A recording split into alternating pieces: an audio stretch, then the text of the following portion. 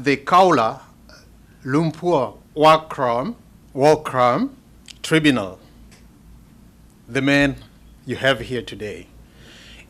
Since 2011 to 2012, he was ICC senior counsel for Mr. Mohammed Hussein Ali, International Criminal Court, ICC Kenya file. This person you have here. In 2010, professor of training for defense counsel at the ICC, International Criminal Court.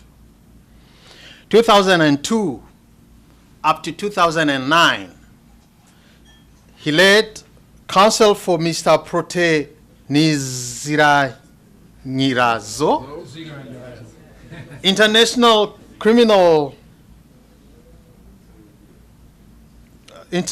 Tribunal for, no, I'm sorry, yes, for Rwanda also. He led counsel for Mr. Paul Akayesu on appeal to International Criminal Tribunal for Rwanda, ICTR. In 1997, he was, let me put in the present, he is expert witness in international law and human rights law. In 1992, he is a member of jury of the International War Crime Tribunal here in New York. Now I think you understand the men whom we are together today, and you can ask any question you related to what we saw, what we heard here. The floor is yours, the audience.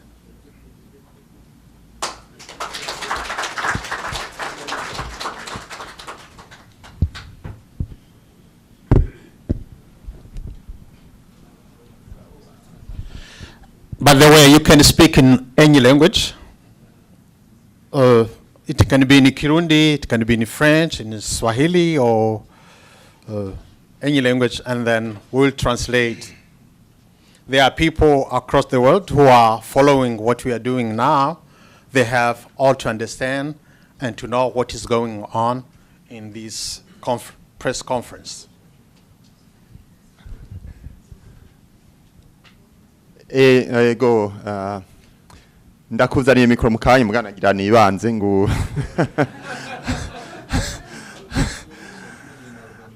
So I'll bring him the microphone in a moment, but you know, it looks like la charité bien ordonnée commence par soi-même. Alors,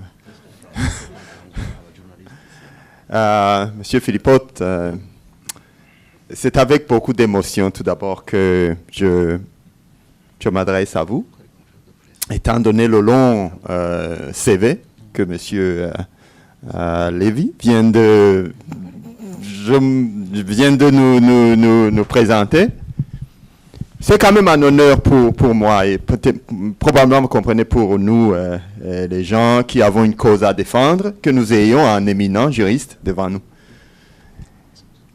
Et donc, moi, je me suis pris à me demander, Monsieur Philpot, qu'est-ce qui fait que, pour un génocide de l'ampleur du Burundi, l'ONU était là, les missions accréditées à Bujumbura étaient là, les signes avant-coureurs du génocide étaient là. Et pourtant, on vient, à l'époque, rien n'a été fait. On comprend que le gouvernement du Burundi ne pouvait pas le faire, mais je pense que le génocide n'est pas une affaire d'un gouvernement, c'est une affaire d'humanité. Mais comment pouvez-vous éclairer une situation pareille? Je vous remercie.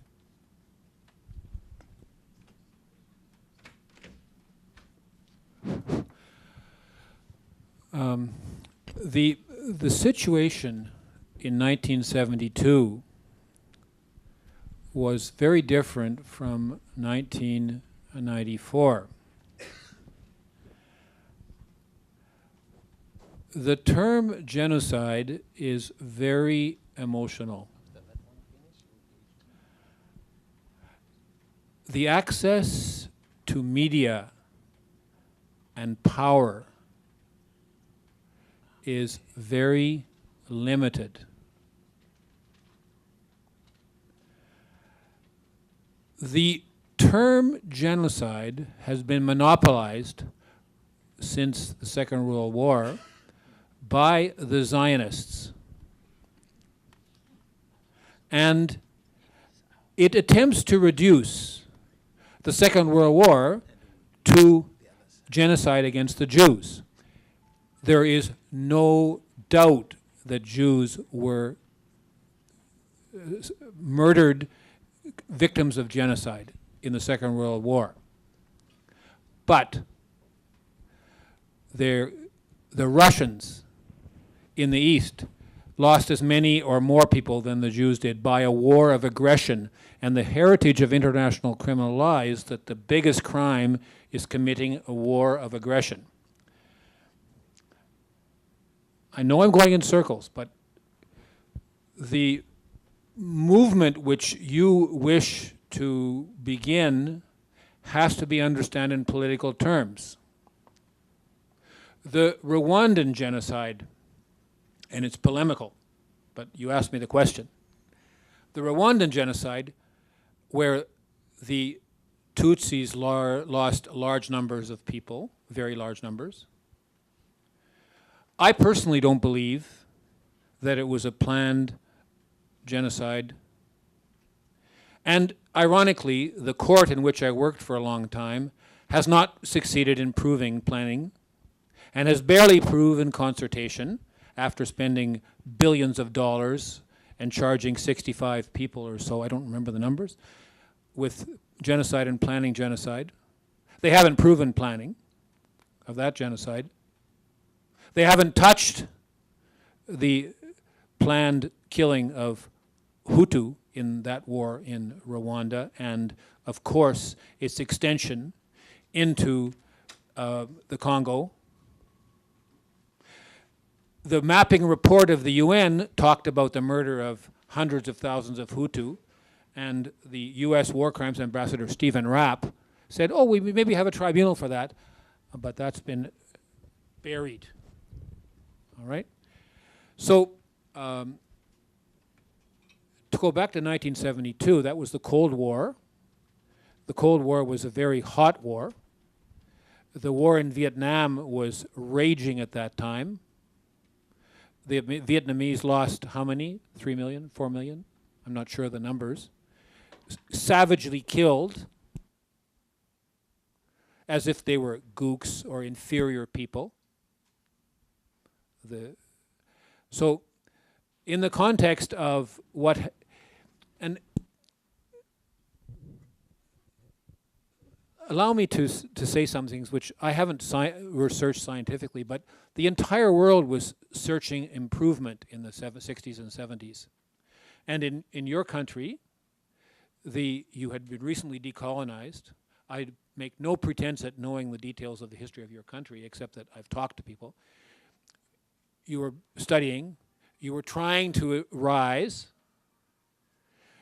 You as a majority threatened a monopoly.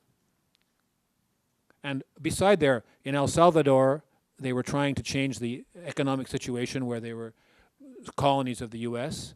In Chile, they were trying to make a form of Chilean socialism. It all happened at the same time. Your path was not the path of socialism. Your path was a path of development, democratic development, which was totally legitimate. The forces of reaction tried to set it back. And the voice of, your voice was stifled. And how to use your voice in the future, it's a political question and a legal question. And it's, in many ways, your duty with others to find the way to express yourself and to be united. the gesture of the forming of this young organization, your collective, it's not very old. It has to survive, it has to be strong. It has to talk to itself and find the best way to express itself so that your suffering can be exorcised or improved. We have a close friend in Barcelona who's talking about the Spanish Civil War, where on the Republican side from 36 to 39, there were massive losses. On the Franquist side, there's only monuments to one side in that war.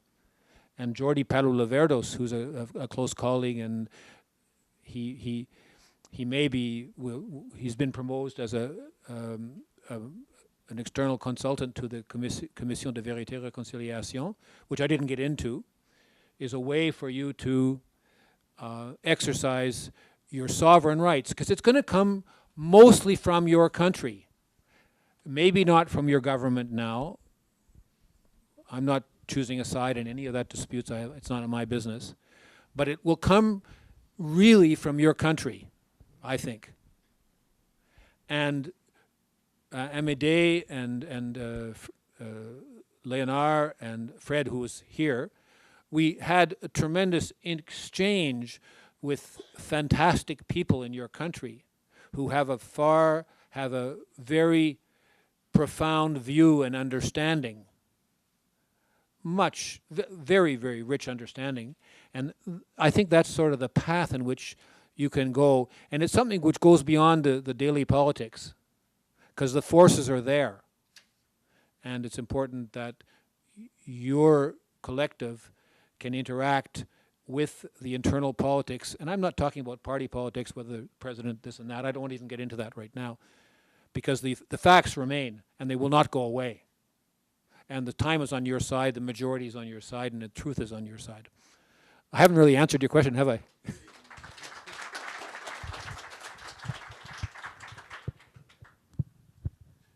I'll just say one more thing.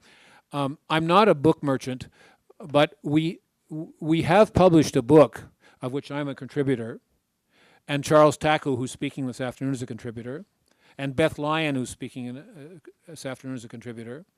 And this book is about the failures of international justice, and it's only $20, and I have copies. I'm not trying to make money on it. The publishing house doesn't make money, but they try and break even. So if anyone's interested in buying this, it's in English, it's available.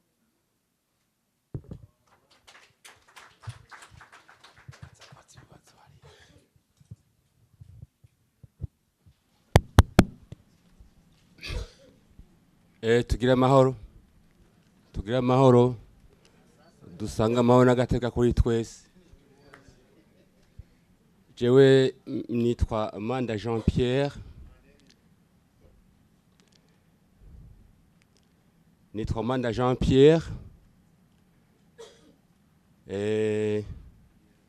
mwafise imyaka 59. Amanda Jean Pierre, I'm 59 years old. Nacitse ku icumu n'umutsore umuyabaga, and I survived as a young man. Ndacariho. I'm still alive, as you can see. Bene wacu Hutus niwe akunda kutubwira ngo umuhutu afise imyaka irenga 50 nukuvuga yuko iri vie illégalement. Un Hutu qui vit plus de 50 ans vit illégalement. So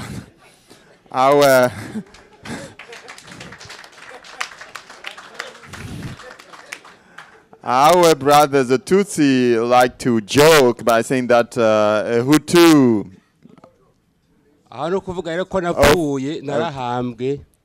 So I died in the eyes of the Tutsi. I died. I've been buried. So I won't say much, but I like to say first is to thank those who prepared this event, to honor and remember those we lost.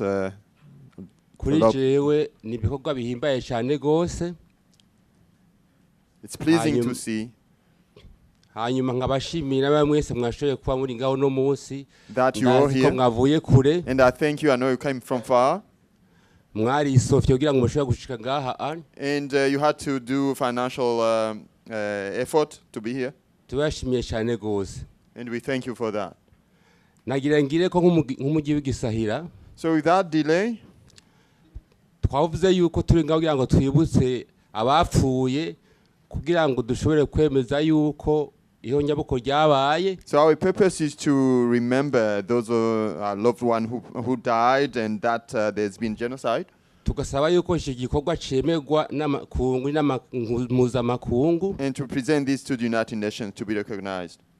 ariko jewe In my case, iki gikorwa cyo kwemeza yuko habaye ihunyabwoko to ask for recognition for genocide kikemezwa n'inama mpuzamakungu by the United Nations, nashaka yuko tugikurikirana we should n'igikorwa follow closely. n'igikorwa cyo gutohoza abatumye iryo bararigwa. So we should accompany that task with finding and researching and covering those who were responsible for it.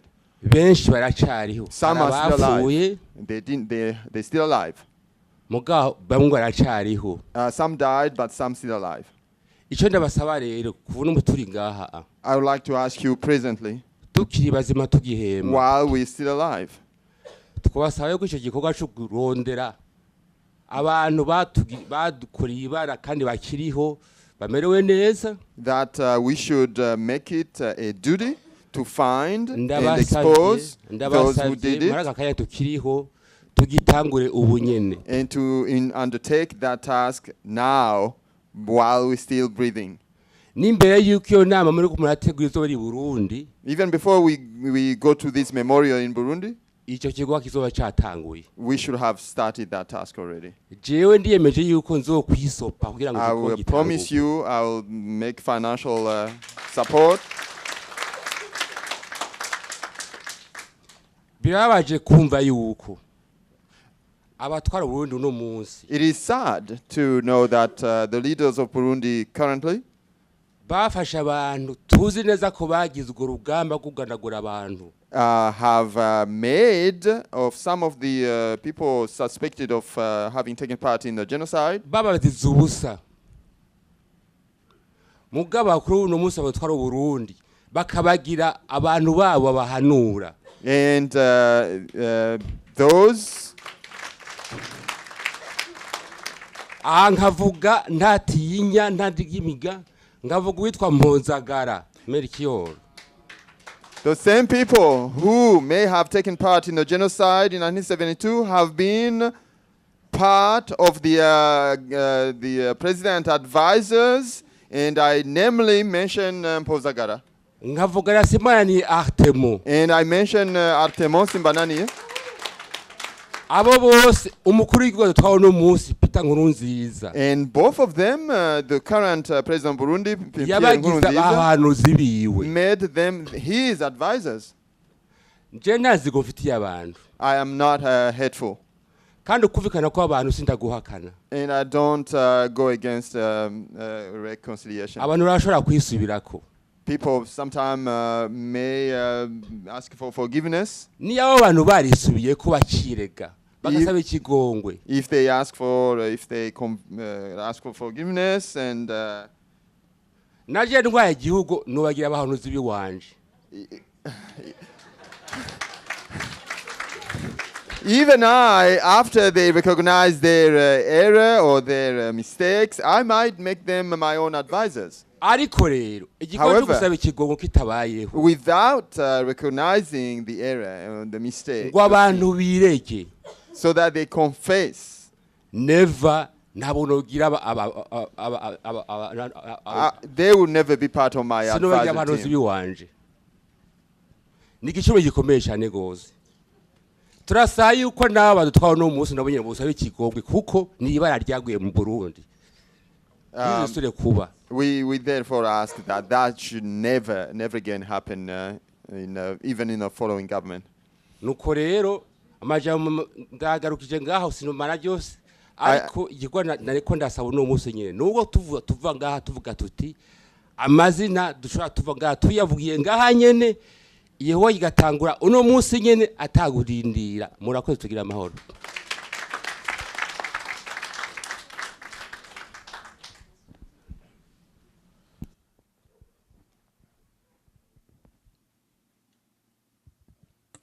Well, no, yes, we have someone will ask a question, but that may be the last one here, because we have a debate in the other hall. It's okay, but if there is somebody who is from international press or local press or any news reporter, he or she is welcome for the question.